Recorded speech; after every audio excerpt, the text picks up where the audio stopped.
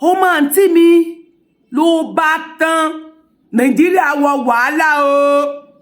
gọ́mínẹ́ǹtì Nàìjíríà gọ́mínẹ́ǹtì Buhari pírẹsidẹ́ǹtì Buhari ẹ ti wọ gàù àwọn ọmọ Biafra ti dìde tán IPOB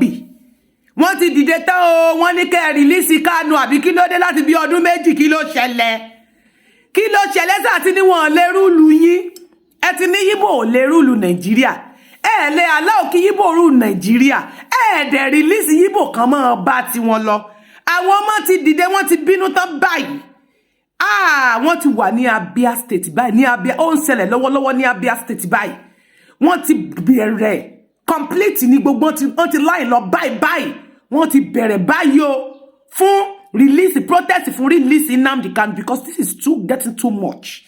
This is getting too much. You need to release Nnamdi Kanu now. How many ebo ẹ má bínú yín gbebo láti ọjọ́ wo lẹ ti dé mọ́lẹ̀ láti June 2021 fi parí 2022 ó parí 2023 la tún ti mú lọ ọdún mẹ́ta tún ti ń lọ báyìí ó ti lé lọ́dún méjì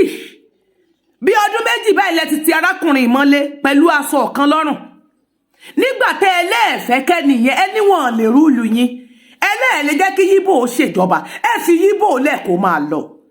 báwo lèèyàn ṣe fìyàn sínú àhámọ́ láì dúyàn bá bọ́n lọ́wọ́ rẹ̀ bá dá lọ́wọ́ rẹ̀ bá pọ́ kówó jẹ bá pọ́ ṣe drug dealer bá pọ́ ṣe dàlúrú kó ṣàgbèrò àbí àbótú ti ń ṣiṣẹ́ ní àgbo àwọn dúrọ́ọ̀gì ni kí ló dé ẹ̀ẹ́dẹ̀ farakùnrin sílẹ̀ for how long ẹ ti keep it too much now ẹ ti fi pamọ́ tó ẹ bá wa wo àwọn ọmọ ti dìde tán releasing Nnamdi Kanu now releasing ẹ fi Kanu lẹ̀ ẹ releasing Nnamdi Kanu kí ló ṣẹlẹ̀ Nàìjíríà àwọn ọ̀daràn wọn àbẹ́ gbé wọn àwọn Boko Haram tí wọ́n ń rẹ́pù àwọn tẹ́rọ́rìstì Nàìjíríà Boko Haram àwọn tẹ́rọ́rìstì wà bẹ́ẹ̀ gbé wọn tí wọ́n ń rẹ́pù tí wọ́n kidnap tí wọ́n ń gba ransom tí wọ́n ń ṣe fraud àwọn tó ń jalè yín gbé wọn àwọn tẹ́ bá gbé padà fi wọ́n lẹ̀ ni ẹni ọmọ ẹni ìṣèdí bẹ̀bẹ̀ lẹ́ fi wọ́n lẹ̀ ìgbà tó pé wọ́n ní ẹ mọ̀ pé wọ́n bandit mọ́ wọ́n ní ẹ mọ̀ pé wọ́n terrorist mọ́ pé bandit lásán ni wọ́n kí ló dé àwọn terrorist tó wà Nàìjíríà mú wọn free Nnamdi Kanu now. This is IPOB on live protest here in Abia State. We are demanding for the immediate release of Nnamdi Kanu. As you can see, women, men, and everybody in Abia State is here live and direct, protesting for the immediate release of Nnamdi Kanu. This is Umuchukwu reporting live from Abia State. You can see. This is Abia State from March, protesting immediate release of Nnamdi Kanu.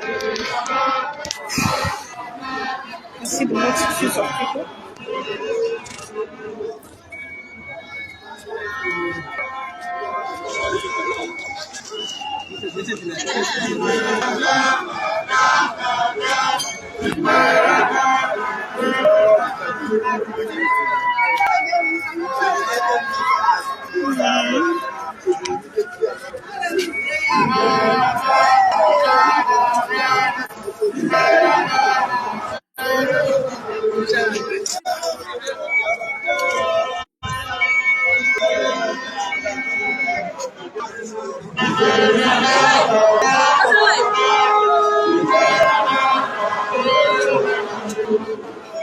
You can see it, nobody is happy